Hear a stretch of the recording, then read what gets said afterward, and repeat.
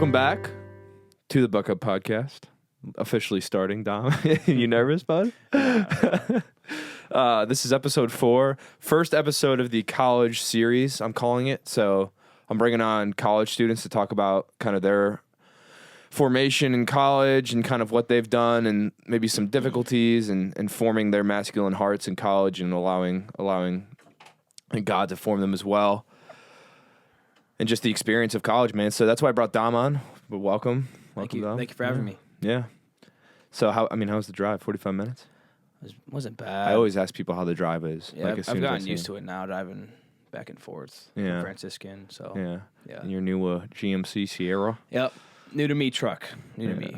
Yeah. New to me. So I got a truck, so Dom had to get a truck, Exactly. That's just how it goes. Max is a lot nicer than mine, but yeah, but yours has the character, man. Mine's kind of just like mine's got the topper on the back, so it's the old man topper. It's good. So when I speed on the highway, cops will pull me over because I think I'm old. Yeah, or a veteran or something. Exactly. So, yeah, man, that's beautiful. Well, thanks for coming on. I appreciate it. It's yeah, of course. It's definitely something people might hate me for bringing all my brothers on, but I don't really care. I'm like, hey, this is important to me. Getting the podcast started, and it's only the 4th episode, so I'm like, hey, I got to bring them on.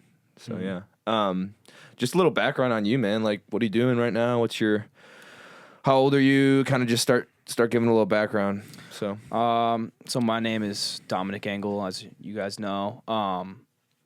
I'm currently a student at Franciscan University of Steubenville. I just what are you studying?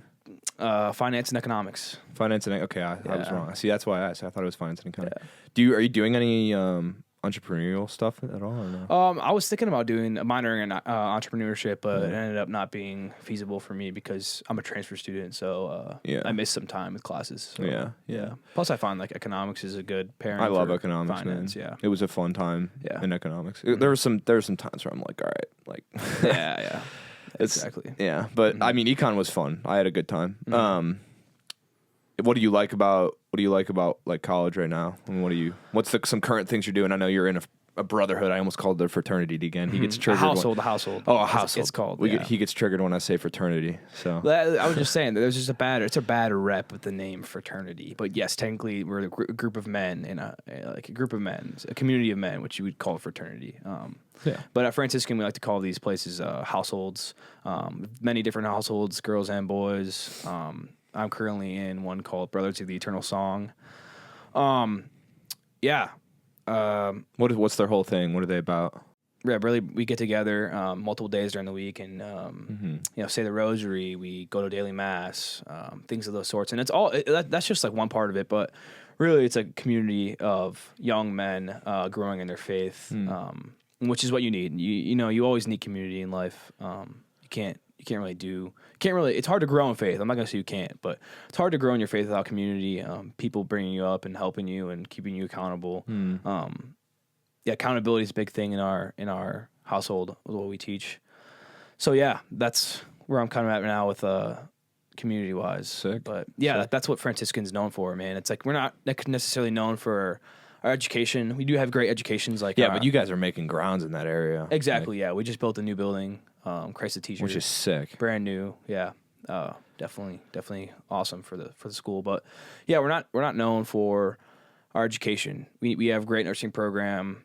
We have a decent business program, which is one I'm in right now. But and we have great philosophy and theology, obviously. Known for. But we're known for a community. Like I'm telling you right now, I was at Duquesne freshman year. It was great. Duquesne was great. Decided to go there because Max and Xavier, my older brothers, went there.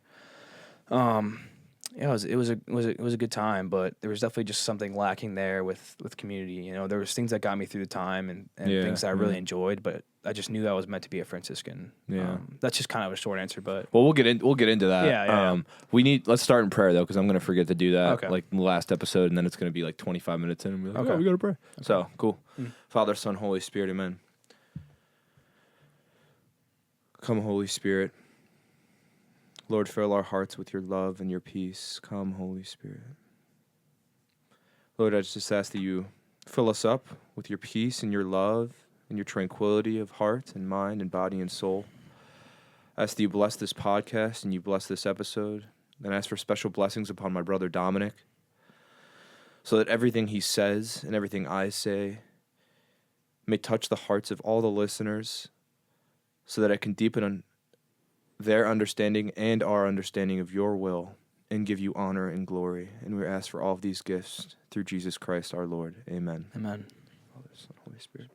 I steal that prayer from Father Scott. It's such a beautiful prayer. And like every direction, he'll just like start with that prayer. And I'm like, I just find myself praying it sometimes. That literally, it's like covers all the bases, you know? But yeah, man. You were getting into the sauce there, and I was like, we got to save this because this is good stuff. But obviously, I'm biased towards Duquesne because I love Duquesne. But as soon as I saw you at Franciscan, man, I'm like, this is where he's meant to be, bro. It was it was so clear. Like you found a lot of community that you didn't have at Duquesne. Yeah.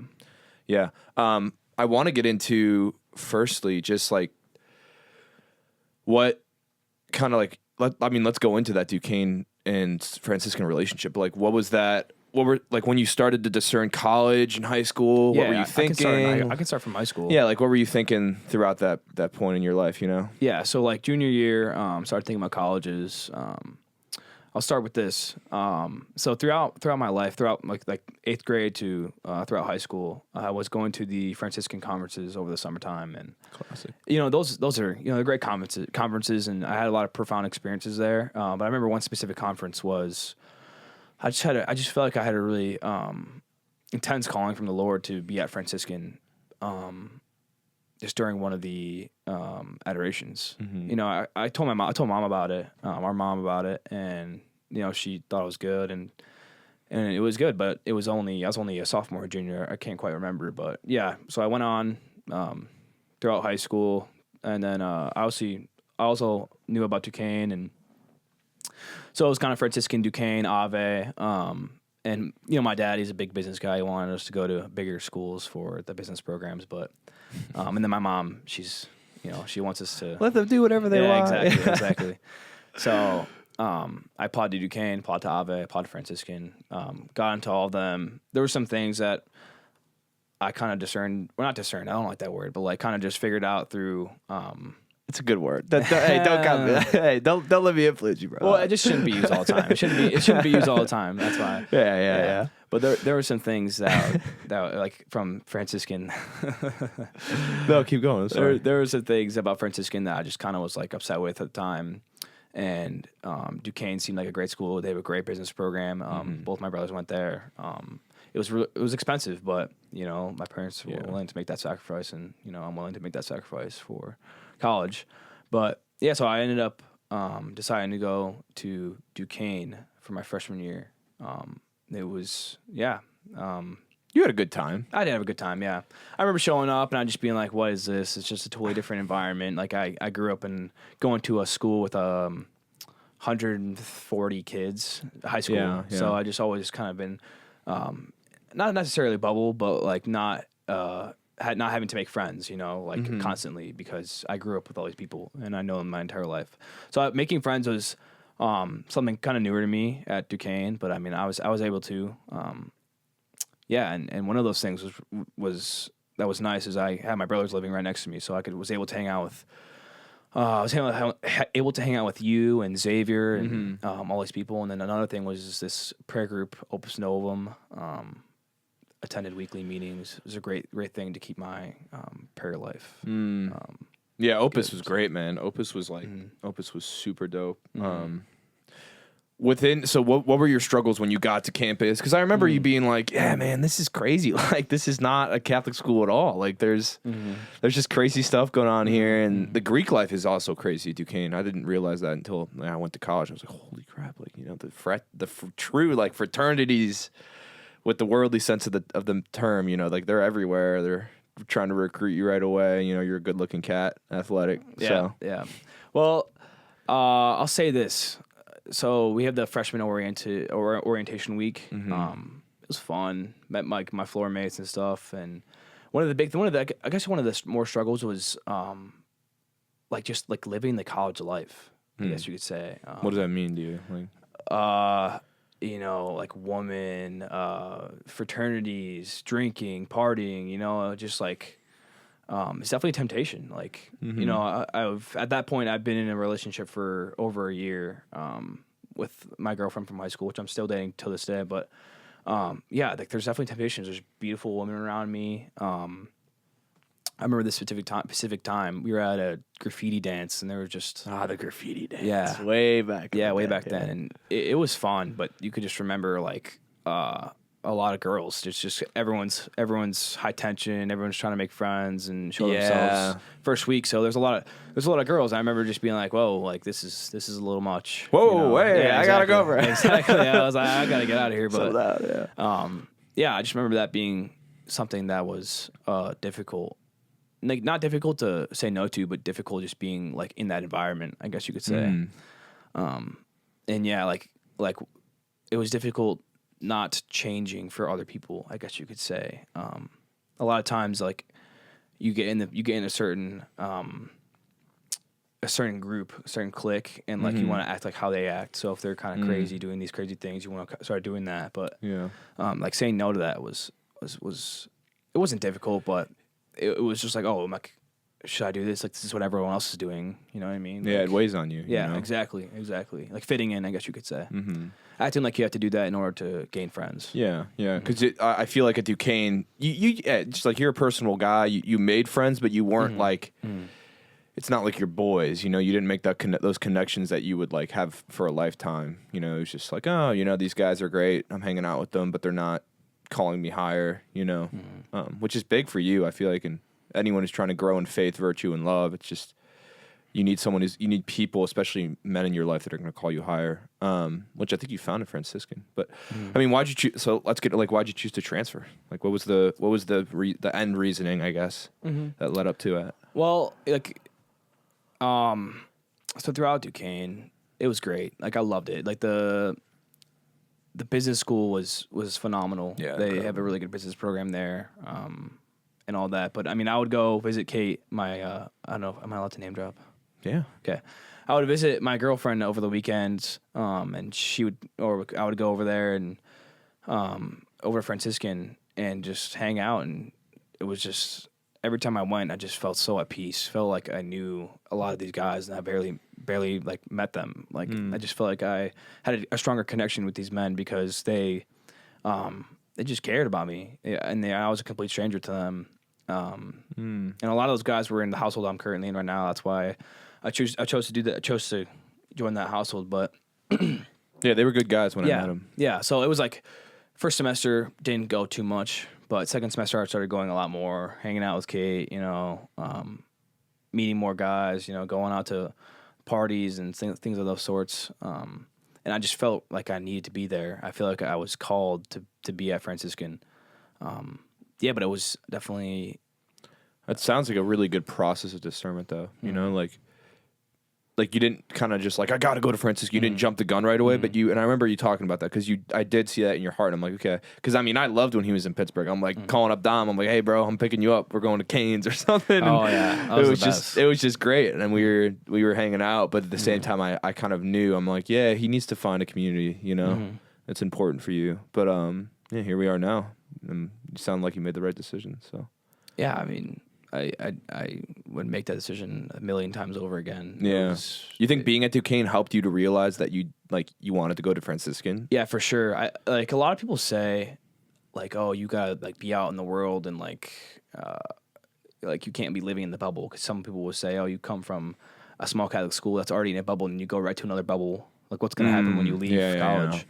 And I just think that's untrue. Like, I think that Duquesne was good, and you're like kind of living more in worldly standards, you know, whatever that means. But like Franciscan, there's just like people think it's, you know, just because it's a Catholic school, there's not bad things going on. That's not true. Like there's always going to be bad things going on at every single college, no matter where you're at. So I could say that, but yeah, I mean, No, go ahead. I'm sorry. I would say Franciscan was just a great decision. Like, just I've had so much good experiences there and made, you know, lifelong friendships. So What do you said worldly standards? What do you mean by worldly standards? Like obviously like the standards of the world, yeah, but like what do you, and particularly as a college male, what do you think the worldly standards are for college males right now? Just living a pleasurable lifestyle, I guess you could say. Yeah, the college culture. There's just a lot of, going out with parties, doing drugs, these sorts of those things. But a lot of that stems from, I feel like, insecurities and things of those sorts. But yeah, like the worldly culture would be just living a pleasurable life, which It's a good way to say a lot of people, that's like what you want to do. You always want to feel happy. You always want to feel good. But like, as we know, being happy and living good isn't about just doing everything that's pleasurable. Yeah, isn't about filling yourself up. Exactly. Yeah. I mean that's so true. That's a good. That's why I asked you, because I was interested to hear your perspective. Because obviously people are like, oh yeah, the college life. You got to live it, but it just doesn't fill you up, man. It's like you kind of when you're constantly relying on yourself to give you like, because pleasure, it isn't a bad thing. Obviously, it's not a bad thing, but it's like But it's like the pleasure that you feel when you're trying selfishly to fill yourself is like, it just goes away as quick as it comes in, And I feel like that, like when you experience that at Duquesne or whoever, like when I've experienced that at Duquesne when I was living like a total chotch for a year, like, it was just, it was like, I need to reform my life because this camp. It's like when you're a young man, you ask yourself this question a lot. It's like, especially when you're not living for Christ, you don't have to be, when you're not living a virtuous life, whether you're Catholic or Christian or not, you could still live a virtuous life without being Catholic. Like, right. You could just be, be a good person and do well by others. But you quickly realize like, man, I need to reform my life. Like I need to get my ass together, Yeah. But yeah, man, that's a good perspective. And it's hard to live. It's hard to live in college, I think, at Duquesne. But even at any secular college, it's hard to live your faith out when you're young like that because you're trying to figure out who you are as well. So, is it hard at Franciscan at all, or is it pretty natural? Like living, living out your faith, like living out your. I was gonna say your flavor of faith, but like God obviously, like we all live it out in different ways. I mean, like how do you live it out in Brothers? How do you live it out just on a day to day in Franciscan? Like, what's your kind of routines? What helps you to kind of consistently be a man of faith? I would say just like for me, it's just starting the day off, waking up to get up to go to classes. Like getting up in the morning is the biggest thing for me, or not the biggest, one of the biggest things. Just like getting up in the morning, being productive. Waking up, going to your classes because you have that temptation to just skip class. But waking up, going to classes. This is kind of like a daily routine for me, and then like. You go to your classes, do your homework, and then like you have time to hang out with your friends and do all these things and go play intramurals. But you gotta find that time to pray. And luckily, Franciscan makes that very accessible. Like we have a 6:30 a.m. mass, 8 a.m., 12 noon, 4:45. We have 4 daily masses every single day at Franciscan, which makes it very accessible to go to daily mass, or we have confessions 4 days of the week. I just do all that stuff, But that's like kind of base level stuff. But and we have beautiful places to pray, like the Port Chapel. I've been there for the first time. It was absolutely beautiful. Yeah. Just like things like that. But then you also take it for granted at Franciscan because you feel like you're living a good life, even though. You may not be praying or any of these things because you go to Franciscan. You know what I mean? I find myself doing that sometimes. Like, I don't need to pray, or like I'm already at a holy college. I'm I already don't need surrounded to be by holy, good holy men. I don't need to go pray. Yeah. But that's just not true. Yeah, but faith without works is dead. Yeah, Yep. So Franciscan's an incredible place. I kind of am like, man, I should have went there, but then I'm like, nah. I was about to go to Duquesne. I'm looking at Bethany. Like, she's like, nah, you're about to go to Duquesne. I'm like, yeah. I loved it there. I love Pittsburgh. Dad's like trying to get me to move back to Michigan. He's like, you got to come back, man. I miss you. Of course you got to come back. I'm like, nah, man. I'm staying here for now. Yeah. So it would be annoying to have to move all this podcast stuff back to Michigan, and I would have to find a new producer. Yeah. And I'm just like, nah, I'm not doing that. No. So anyway, I had a point and I totally forgot it. Oh yeah. What was what would you say to someone going into college like right now, or trying to decide, like, how do I want to live? You know, where do I want to go? What do I want to do? Like someone who is maybe insecure about what they're doing in their life and wants to change, or someone who is living that kind of quote unquote, or wanting to live that quote unquote college lifestyle, but is also seeking God and struggling with that give and take of temptation. Like, what would you say to them? Like, as far as like through your experience, you know? Yeah. If I could go back to my senior self, I'd say, I don't know, dude. I'm trying to think. No, it's okay. I mean, I just kind of, that question came up in my head, and I was like, man, like, what would you say to yourself? You know, what would you say to Simon? Our little brother Simon is a junior in high school, going to be a senior, and I'm like, what would I say to him? You know, because there's that whole mentality of, you know, older brother. It was always the older brother always made the wrong decisions that the younger brother sees, and the younger brother learns not to make those decisions, but also lives their own life. You know. And I've seen that in you, and I see that in Simon, and I also saw in myself with Zave. But it's almost like you're all walking the same road, or you're walking parallel to each other, and you kind of watch out where, like, I fall in the hole or the ditch, and you're like, okay, I know there's one coming up in 0.4 miles. You know, I shouldn't do that. But I think that's a grace of God. But I mean, yeah, dude, like, thinking what you would say to yourself, or thinking what you would say to a prior generation who's coming up, who wants to strive for holiness, or maybe doesn't understand what that means yet. It's an interesting question. So yeah, keep that in your mind. We can definitely go back to it. Okay. But yeah, man, I mean, part of me wanting you to on as well is just continuing to talk about this college experience, and like how difficult it really is to live your faith out as a young man, and what it means to be a young man in college. Like, what does that mean to you right now in your current actions? Like, how would you describe yourself as like a young man for Christ, as a young man in the faith, and as a countercultural college student, you know? Well, I'd say, like, I still have those desires. And I still have the desires that every other, 20-year-old has.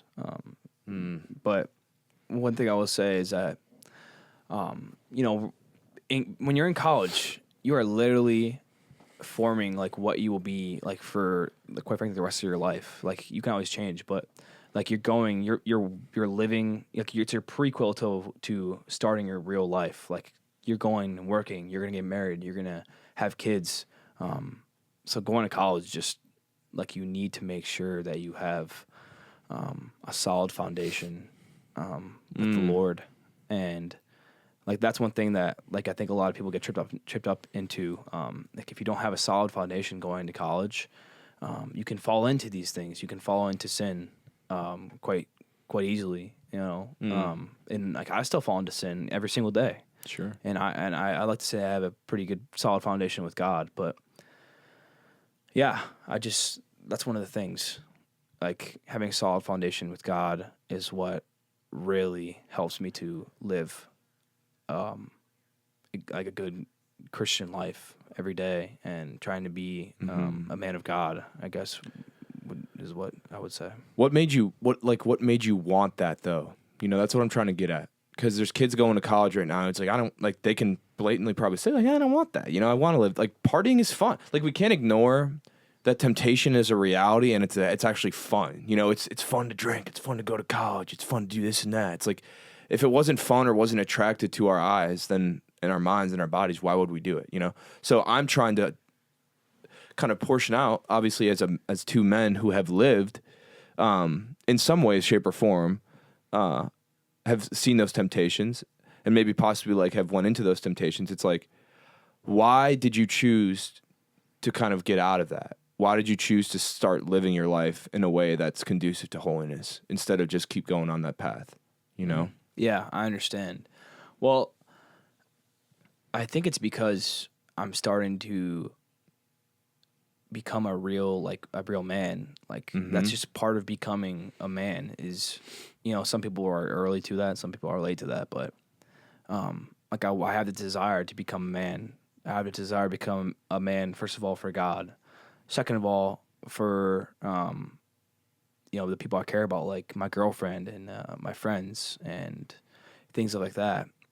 and for my family, third of all. Like, I just feel like it's important to, you're going through these stages. You are a child, you're a teen, now it's time to become a man. Like, you're going through these stages in life. I feel like in college you can really show people that you're starting to become a man. Like, you can either become a boy and, get drunk every day, do weed, or drugs, I should say, and those other things, and that's what boys do. But men start living their life, start preparing for, their life, start preparing for their vocation, and that's kind of what motivated me to start doing that.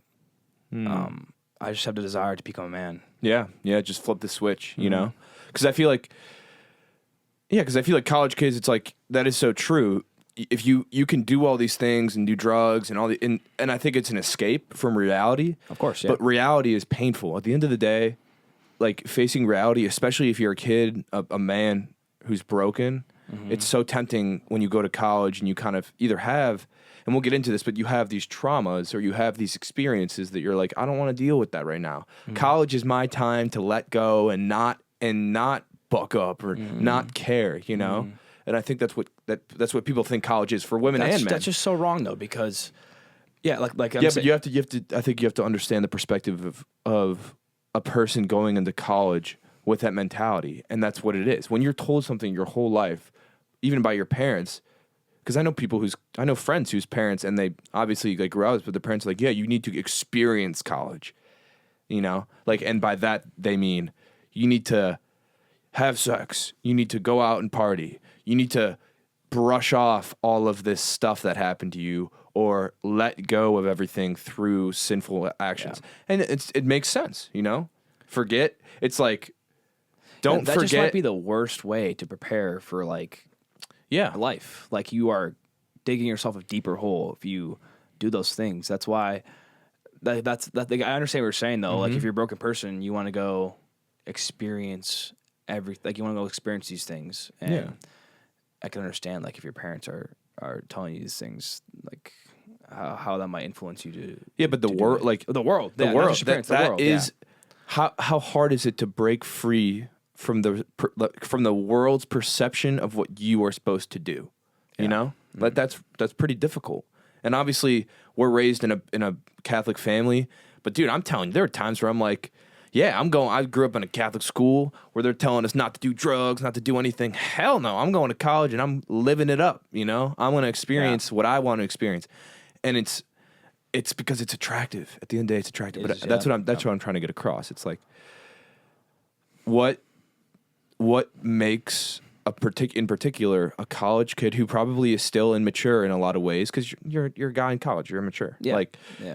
What makes you want to flip that switch, And I think it's just, that act of the will is a running out of the desire for sinfulness and a deepening of a desire for holiness, or a deepening of a desire to put yourself on the line for others, Like, that's what I mean when the whole buck up. It's like, what does it mean to kind of put yourself on the line? And stop making excuses, in a good way, and not in like you need to stop making excuses, like a hard man way, but like, no, like, what are you going to do to really put yourself out there and start realizing the consequences for your actions and start moving in a place where you can help others and not just yourself all the time. Yeah. I'm trying to formulate an answer where I can No, it's like, okay. To portray what all these thoughts are going on in my head, but yeah. I would say that, like, just seeing the fruits of what God has done in my life, I want more of it. And in college, that's where I'm at right now, and I want more of it. That's why I continually, I have my ups and downs, but I continually try and grow my relationship with God. And I have different motivations. Like, I want to be a great man for my girlfriend. I want to be a great husband someday for whoever I marry. I want to be a great husband. I want to be a good man for God, and I want to be a good man just for the people around me, and that is all through God that I can do these things, and that's also one of the reasons why I went to Franciscan. I can grow in my faith I feel like easier for me at Franciscan. Not easier, but I have more to grow in my faith. Yeah, it's a more conducive environment, Yes, you know? yes, yeah. What does that mean for you to be a good man right now? What is it like for you right Yeah. now? What does that mean? Yeah. I would say I have a couple of responsibilities. First, I have responsibilities to my girlfriend. I made that commitment. We've been dating for 2.5 years now. Getting serious. You know, I have a commitment to her. I have a commitment to school. You know, I'm going to college. There's a reason I'm going to college. I'm going to college to learn. And I have a commitment to my studies. And then thirdly, I have a commitment to my peers, people around me, to serve the Lord through them. And I think those are the 3 commitments I like to dwell on at Franciscan. Try and keep it simple. Those 3 things. Commitment to God. And commitment to God. That's probably the most important one. Yeah. No, I know. I'm just jagging you. Yeah. But dude, that's awesome. I mean, so you said commitment to God, obviously. Yeah. Commitment to Kate, your girlfriend. Who is awesome, by the way. Yeah, shout out to Kate. You're awesome. If Yeah. you're listening to this, Shout out Kate. to my girlfriend, Kate. She is awesome. She's amazing. Yeah. Commitment to your studies, you know, because for one, like obviously, even if your parents are helping you out with college and funds, like that's another thing. Commitment to what the beauty is, like how like our parents are loving us or loving you by helping out with school. It's like that's I owe it to them to do my best, you know, and you owe it to yourself to do your best. And also, you know, like I love how you said that commitment to serve Christ in and through your peers. You know, like serving them is serving Christ in a way. That's a really beautiful analogy, man, because that I think is you know on course with like when you really figure out your manhood or like started to figure that out in college, which was a great time. You kind of notice this sense and the desire to completely give and serve for others, like without reservation. And obviously that's not a distinctly manly thing, you know, like, but in a way there's ways that it is uniquely like innate to manhood, and there's ways that it's uniquely innate to femininity. And so I think and motherhood. And I think that's a really beautiful thing. I'm actually bringing a priest on soon to talk about that whole thing, but he went to like Father Mike Schmidt or David Schmidt. Crap, one day it'll be Father Mike. Yeah. One day that'd be so awesome. He's a dream guest. Him and Jordan Peterson. Because I think he's fascinating to listen to. But yeah, man, that's super deep. One thing that I wanted to bring up too, that we were kind of having a discussion over recently, but the difference between trauma that we might experience as just broken human beings, as Father Mike Schmitz likes to say, we're all broken, and the cross, as Catholics and Christians like to say. So what is the cross and what is trauma, and how do people constantly conflate the two? You know, like I'm experiencing the cross, where no, you're actually just experiencing the effects of the trauma that you've went through, and God never willed that for you, but he brings and sanctifies it because he loves you, you know? And the cross is given to us by God to carry for the sanctification of others and ourselves, aligned with our vocation, you know? So I was really interested in that and talking to you about that, because one thing Dominic was mentioning to me, and we'll get into this, but one thing Dominic was mentioning to me, he's like, oh, you know, like I see you and Xavier, my older brother. My mic's getting tangled here, sorry. Dominic was saying, I see you and Xavier, and you guys went through a lot of, you know, traumatic experiences by our own choosing and our own volition. And Dominic, and I'll get it from your words, but I think Dominic was saying, like, do I need that experience in college to be holy? And I was like, that is such an interesting point. And I said, obviously, you shouldn't. No, like, you should never seek out traumatic experiences for the sake of holiness, even though in your heart you desire it. What you're desiring is the cross, you know. Especially in manhood, it's like you desire to serve, you desire to go through difficult things for the people you love, you desire the cross. But no, you shouldn't go to a bar and get drunk and do all these crazy stuff in that desire for the cross. And I think people, instead of falling in love with the cross, they fall in love with the trauma that they've experienced, and they fail to see the cross. So, and it turns to this whole self-healing thing and whatever. But I what's your perspective on that? Because I know we talked about that, and I just wanted to hear it from you. So Well, yeah, I mean, like this past, like these past couple months, I've been having these thoughts. Like I look at saints. First of all, like Saint Paul, he persecuted Christians, and he went through all these immense trauma for a long time, and like he turned out to be, one of the greatest saints, ever. And I look at that, I'm like, Lord, do I need to go through trauma? Like, do I need to? Does someone in my life need to pass away? Does, do I need to cut relationships with people to experience you in a deeper way? Like, do I need to go through things that my older brothers went through to know you in a deeper way?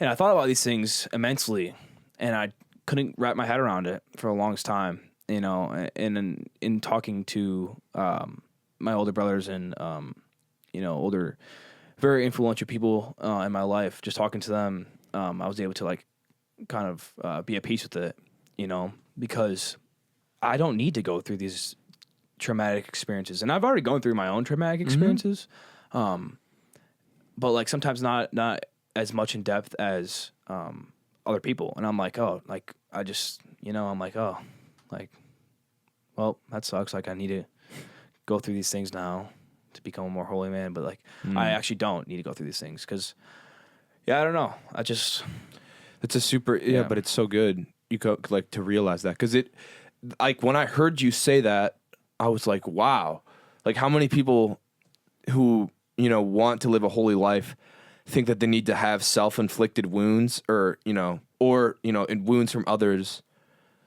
to be able to use that as like holy fuel, and I'm like, that's not true at all. Like the holy fuel and the desire for adventure, and adventure is unknown suffering, unknown joys, unknown happiness, but knowing that it all comes from Christ in the cross, It's all like, and that's the unknowns lead to a desire for faith, So God, through the unknowns in your life, whatever those are, God is the only known, like in that faith realm, and He knows everything already. But it's just so much better to live through faith, through that unknown kind of like, God, I don't know what you're doing necessarily, and I know my life's difficult or my life's happy right now. But I know that like through me picking up my cross and following you, which is a known thing, then you will start to reveal the unknown in my heart in the way that you desire to, in the way that fulfills me the best, and in the way that brings others closest to you that are in my life. So that was a super interesting point, man. And I was super proud of you, because I was telling Zave on the phone, I was like, dude, Dom is legit, man. like Dom is freaking legit. Mm-hmm. Like it just strikes me how holy you've become in such a short amount of time, because to me, I was like, at this point in my life, like at your age, I was going to poker tournaments. I was just being an idiot, just doing random stuff, like not really having a desire for faith. But that to see that desire awaken in you, and to know that you didn't have to necessarily go through the same things that I did to be holier than me, which you are. And there ain't no ifs, ands, or buts about that one, in my opinion. But you just didn't have, like, God's going to give you the adventure, and I think that's what people crave. They crave the adventure, and then you think they need to go to college to experience the adventure. But your life, I mean, what is your like perspective on this? Like, do you think your life has been more adventurous and wild since you've really followed God? Or 100%, 100%. Yeah, I would say like at Duquesne, I would find myself a lot like hanging out with Max and Xavier. As much fun as that is, it's important for me to have my own relationships with other men, and 100% agree. So I would just say Duquesne was very boring compared to Franciscan. I got to Franciscan, I was worried, okay, I got to find some friends. I just found this amazing group of guys, I'm able to have fun with. I've done things I've never done in my life, just like with these guys, like so many different personalities of just great, amazing men that I'm able to share profound experiences with. And just being with my girlfriend on a day-to-day basis has been great for our relationship in ways that I'll probably never know. I think that's a beautiful point, though. Like, even with your girlfriend or with your friends, like, you're really able to enter into a relationship with beautiful boundaries. Because, I mean, you even have to have boundaries with the people closest to you, you know? But the beauty of that is like, hey, God, how do I decipher those things and go through it in a way that is meant to be glorifying you and the people around me, rather than just kind of going crazy, you know? It's like there's no like college, the worldly college experience, I feel like, is meant to have no boundaries, you know? Like, that's what it is. You go to college to have no boundaries, and somehow maybe you can form boundaries through the experience of no boundaries, you know? And it's like, makes no sense. It's like, I got to figure out what I want to do and how I want to be. But to do that, I have to, it's like I have to have no limits, you know? I have to have no boundaries for myself. And it's like, and I'm talking particularly like not willing to take an action to define who I am, but instead constantly taking actions to water myself down through a similar experience with others, you know? Does that make sense? Yeah, I think I know. I think I know what you're saying. Yeah. Yeah. I'm like looking at Bethany. Does that make sense? Well, I think also something I found here is that, like, yes, you do have to have boundaries within your relationships, and for me it was boundaries within my own relationship. And it's hard to have those conversations, but those hard conversations create beautiful things, and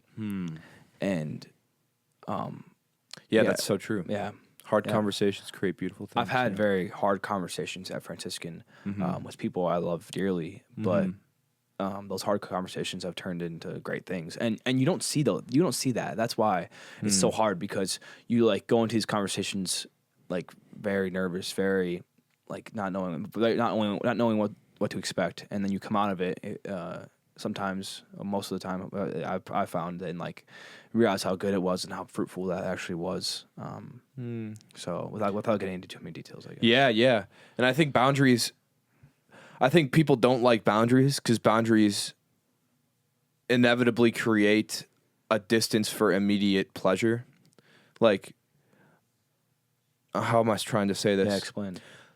And I'm, again, thinking in this college lens, and this might not make any sense, but in my mind, I see boundaries with people you love allow for a distance in like instant gratification, to where like you have to respect those people's boundaries so that you don't take from them constantly. Yeah, it's. I think it's also so you don't hurt that person. Like If you that's another version if of you're selfishness, crossing boundaries, you know? with your partner, then you could really be hurting them, and not just your partner, and growing but farther away, or not just your partner, Yeah. but your relationships. You could be growing farther away, even though you think you're growing closer in your relationship. You're just like turning them away. Yeah.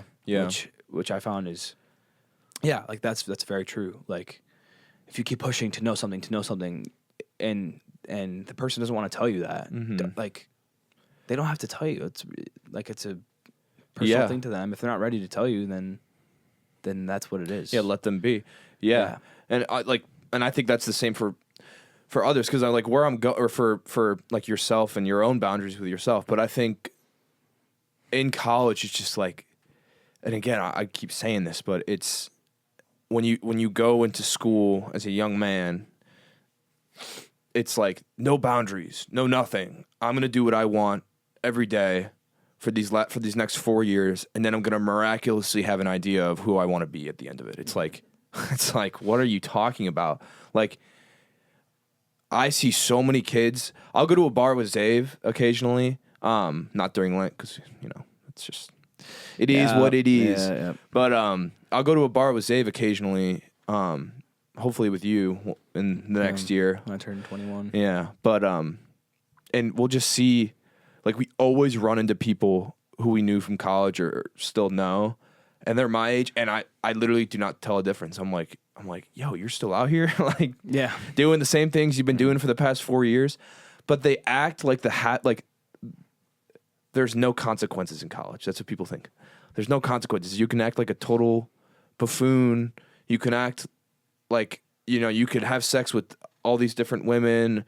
You could drink every weekend. You can create all these habits. And then when you graduate, it all goes away. There's no consequences. It's like you walk across that stage and you're going to start working, and there's going to be, you're going to get a wife, you're going to get a house, you're going to have no consequences.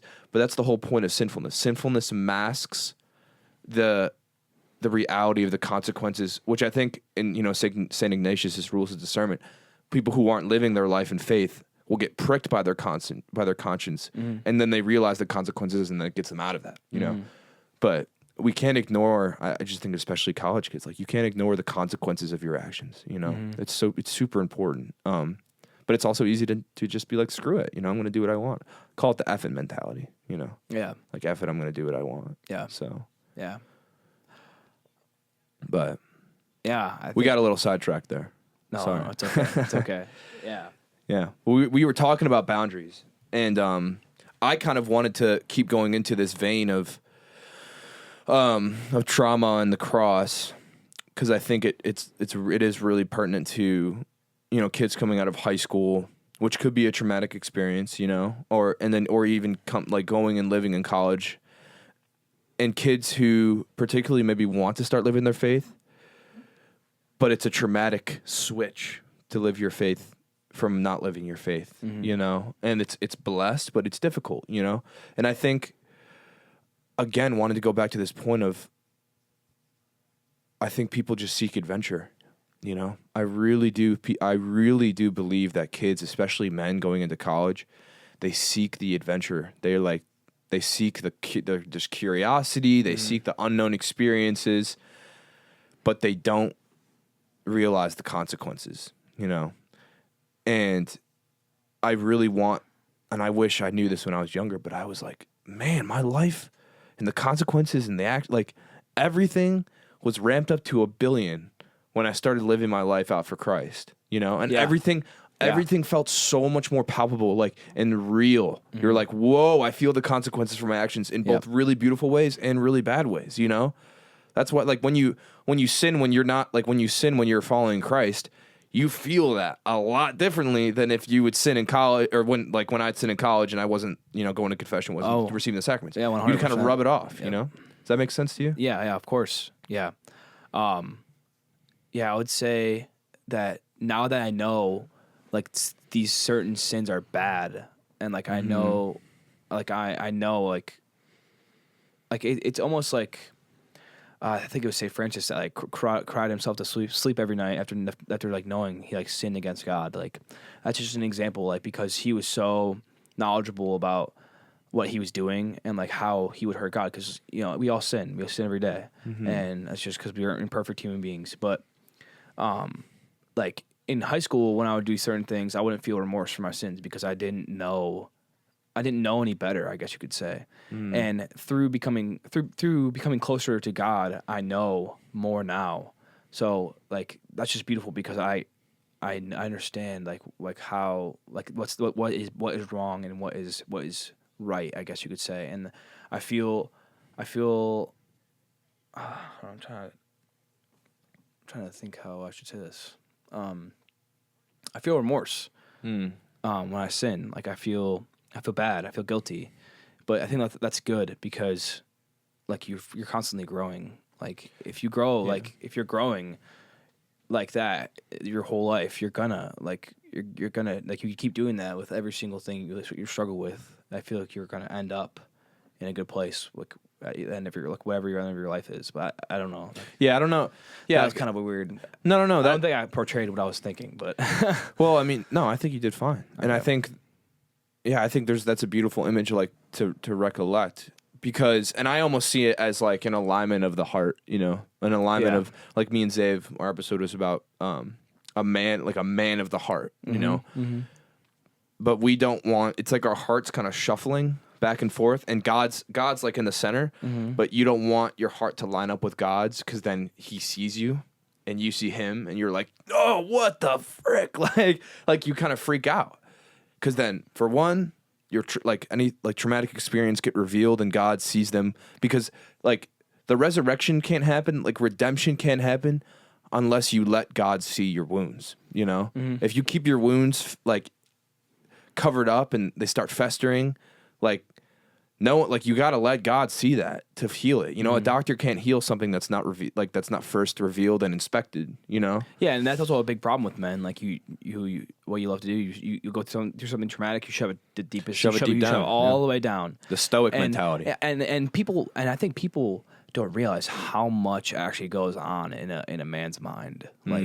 Like there are so many more things than you realize going on in a man's mind than you would ever imagine. Like, so I just think that's important to realize. Like someone may have these traumatic experiences, but just like shove them all the way down in their heart. You know what I mean? No one can see. Just like close the door. I feel like it's important. Like you need to open that door for God. It's easier said than done. I mean, but like even I haven't opened the door in these experiences, but like some of them. Look, I'm starting to, but like you know what I mean. Like It's not easy to be vulnerable, right? I mean, no, being vulnerable is not easy at all. Especially like when you be a manly man. You know, I'm not emotional. I don't cry. You know, like yeah, right. But it's just and you're not meant to be like overly emotional as a man. Like there's beautiful. Because I think sometimes I see, I'm like, whoa, like that guy is actually way like over emotional in a way that is not healthy because I think X, Y, and Z. Like, and I know people it's just like their way of dealing with traumatic experience or dealing with things. But I think there is a beauty to the emotion of a man, and like actually letting that go. Vulnerability also isn't like spilling your heart out to everyone you see. That's what I mean. Yeah. Like being vulnerable is like a very manly thing to do because it's hard. But that doesn't mean going and telling everybody everything you've done wrong and like crying all the time. That's having boundaries. Yeah, you know? having boundaries, but. Yeah, but still being honest and vulnerable. Honest and vulnerable. And not is a good locking thing. yourself up, not locking your heart up. But it starts with God, man. That's what I'm saying. If you're not vulnerable with Jesus in everything, like there are no boundaries with Jesus. That's the one person you don't have boundaries with. You shouldn't have boundaries. You just have to, hey, Jesus, here's me. Here's my heart. And just look at it. You know, let him look at it. It's like, oh, but then it feels like, wow, someone's looking at me and they're not. And they don't want anything. Like Jesus isn't looking to like take bits and pieces for himself. He's just like, give it all to me and receive all of me, you know? And I'm like, whoa. And, you know, I was talking to my good friend Aaron Karan about this. But men should fall in love with Jesus, you know? Like there should be a beautiful love there, like an intimacy there, in the man's heart for the Lord and for God. And he should have a special place in our hearts. Because our souls are feminine, you know, by nature, meant to receive from Jesus, meant to receive from God. Like all souls, I'm correct in saying that. Yeah, all souls are feminine. Yeah. Yeah, that's just a weird thing to. And I know I kind of was like I'm almost positive I'm right on that, but it's true. I'm not feminine. But it's no, but I mean, but it's. No, I understand what you're saying. Yeah, we're you have a meant masculine. to be. We're meant to receive. Meant to receive as the body of Christ, you know, as the church. Yeah. But man, I mean. I think that point, I kind of want to bring that back. You said something about like, you know, not a lot of people realize how much goes on in a man's mind, you know, and in a man's heart more adequately. Like there's a lot of stuff that I've seen got just shoved so deep down and it comes out in ways and anger, frustration, addiction. Oh yeah. Whatever. It comes out in whatever ways, but people are so repressed by that, but they don't realize like, wow, that person must be really struggling with something, you know? But men aren't meant to be, you know, you think a good father is the type of father to repress his emotions and then they come out in other ways in anger and frustration. It's like, no, a good father, you know, I'm sure like even with our own dad, you know, they'll be vulnerable. They'll be like, hey, you know, this is what I'm struggling with. And, you know, obviously people struggle with that. I still struggle with that as a man because you're putting yourself out there. But again, there's consequences to actions, both bad and good. And sometimes you have to be willing to put yourself out there not knowing for sure how the person's going to react, but knowing that you're doing what you're supposed to be doing, you know? Yeah, I think for me, being vulnerable is, for like the most difficult thing for me is it's being vulnerable to like your peers or being vulnerable with people who are, I guess like not lesser than you, but like younger, you know, or your girlfriend, like someone you are supposed to be there for, being vulnerable to them. So for me, it would be like being vulnerable to my girlfriend is hard because, or like telling her what I'm struggling with is hard because I want her to think that I'm that she could come to me for anything, that I'm like her rock, and I can still be those things while being vulnerable. Like that is what creates trust. But like, yeah, it's hard because you want to be that man for her, and you want her to think that there's nothing wrong. You know what I mean? Like, or even your peers, you don't want them to think you're weak. Yeah, you want them to think you're a strong man. You know, you nothing's wrong. You know, like, yeah, things, but I mean, things of those sorts. But like, there's no like how are you gonna receive help if you just do that? If you do that, like, if no one knows about what you're going through, like, it's hard to grow. I guess you could and I totally agree. And I also think there's a beauty to service in silence too. You know, like in that way. I mean, like not complaining, not talking about yourself all the time. Oh yeah, no, but yeah. like You a Saint shouldn't Joseph, seek attention. Saint Joseph, like, you know, barely anything's mentioned about Saint Joseph other than he was a righteous and just man. You know, and and there's a couple of things like other things than that. But it's like, so yeah, Saint Joseph just received from God, listened to God, acted because of God and because of who he was. Like, that's such a simple formula, and it's life isn't a formula, but yeah. I kind of see Saint Joseph as such a good role model, and I just read beautiful example. I just read Father Boniface's consecration book on Saint Joseph, and the way he formulates Saint Joseph was beautiful because it's just so, it's such a living, like, obviously he's not alive, like living on the world, but it's such a worldly, like, living example of the Father's heart in a human being who was called to foster father the Christ child. Like, it's just ridiculous. And he had to do real things. Like, who's the saint, Bethany, that had visions of Christ's passion? So many of them. Saint Catherine Emmerich. Can you try to look her up? I think maybe that was her name. But she had visions. I think she had a vision of Saint Joseph. Maybe look that up particularly. And it was like Saint Joseph struggling to, because he's a carpenter. And he was like, what good comes out of Nazareth? All these other things. Like, it was obviously a downtrodden kind of area. And he had to go to Egypt. And she said she had a vision of Saint Joseph going to Egypt, and like he couldn't find work because he wasn't a native. And how much, like, think about what Saint Joseph was doing, man. He was like struggling. He's like, I got to provide as a man. I got to provide.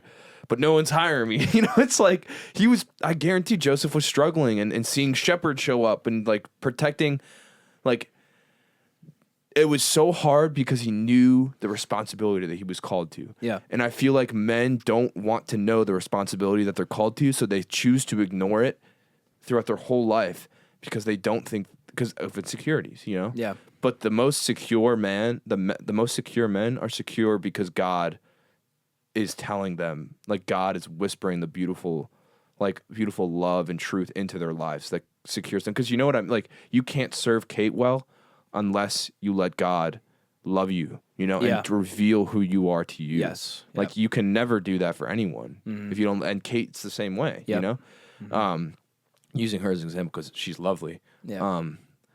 You get an answer, Beth, or no? I don't have Wi-Fi. Oh, never mind. Well, we'll gotta fix that. I'll put up my one problem at a time.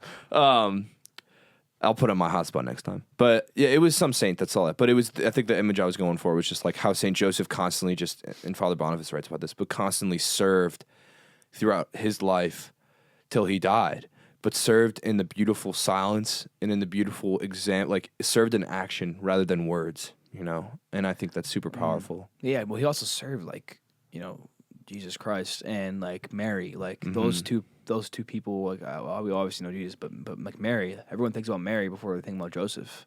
Just quite frankly, that's just like so humble, and he served them. That's just like one of the strongest images of humility. Like I see.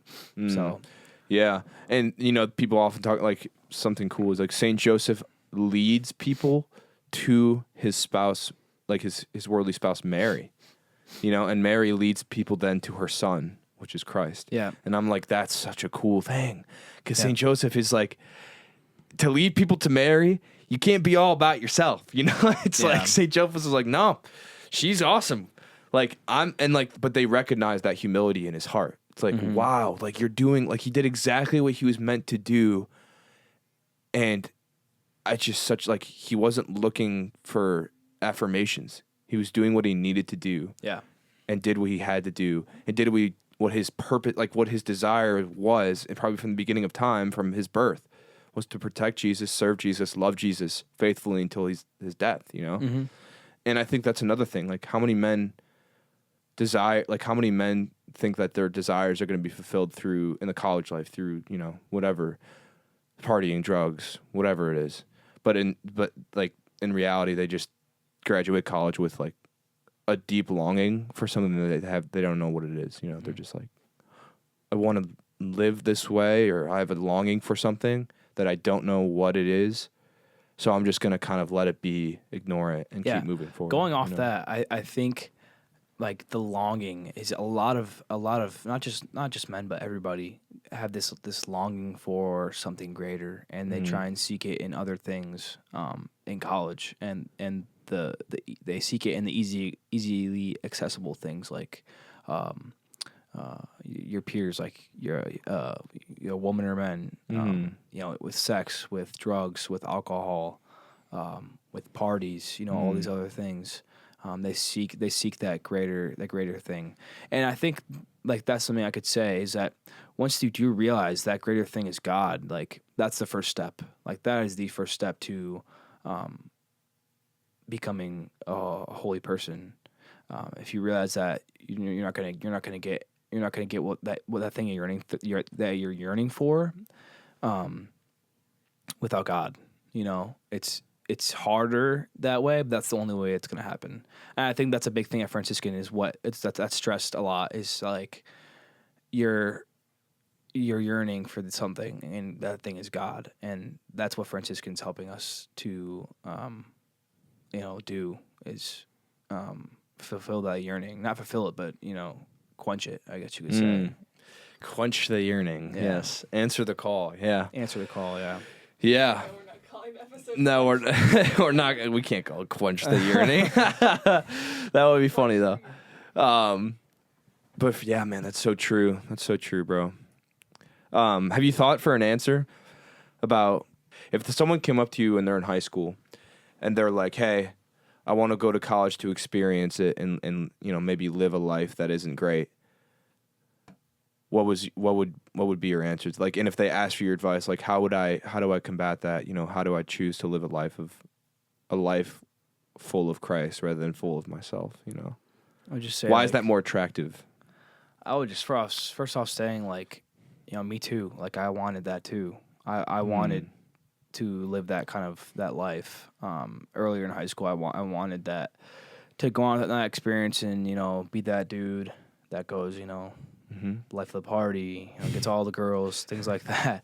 I wanted it too, but then you realize when you are getting older that it's not about that. It's like those things make you feel good inside, but it's so empty, just so empty. That like what I would tell these younger kids is it's just you're gonna feel at the moment you're gonna feel like $1 million, but tell me what you feel like the next morning. Tell me what you feel like a week from then. You know what I mean? A year from then. A year after college. Like, you're still gonna feel empty inside. Yeah. Yeah. I think that's well said, man. Yeah, but it's like a lot of these things is like they're not bad. Like, yeah, all these things are like they all are. Like sex is one of the God most beautiful wouldn't create things. the things if these desires if they weren't good. Like it's just the misuse of them, I guess you could say. Yeah, like, yeah, but people take those things and idolize them and make them into God. When because the best distractions are the best lies have a little sprinkle of truth. The best distractions have a little sprinkle of good desire. The best sins have a little sprinkle of good desire. It's just like it was blatantly obvious that it was wrong. Why would no one would know? Like people would be like, no, I'm good. But God lets us choose Him. It's the relationship is only real if you see and you choose. You're not forced. And that's why I think like, hey, see God. If you don't choose Him, if you do choose Him, that's okay. But He's always willing to accept you the way you are. And I think that's just the profound reality of who Christ is. So, yeah, man. How long have we been going? About an hour. Okay. I'm hungry. Yeah. yeah, I think we're going to Kura after this. Me and Dom are Yes. getting some sushi. So, I think it's the conveyor belt sushi, but it'll be good. I don't know. I've never had it. Yeah. I'm hungry though. But thanks for coming out, man. I mean, Yeah. this has been a beautiful episode. I'm definitely, again, I'm starting this for everyone listening. I'm starting this college series, so it'll be random episodes, and I'll announce it.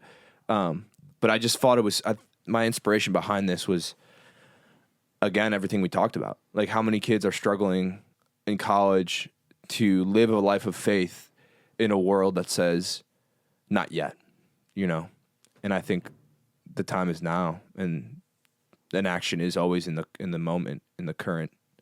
So yeah, make that action, and we'd love to bring on, I'm going to bring on some more college guys that I know, and I think it'll be beautiful. And thank you for your perspectives, man. It's been a joy to kind of see you grow, and again, me and Xavier are like, dude, Dom's like freaking legit. Like, holy crap. Like we talk, he calls me, we call each other every day. I call the whole family every day. I'm kind of like that guy in the family who just bugs everyone every day. Yeah. Dominic's like, yep.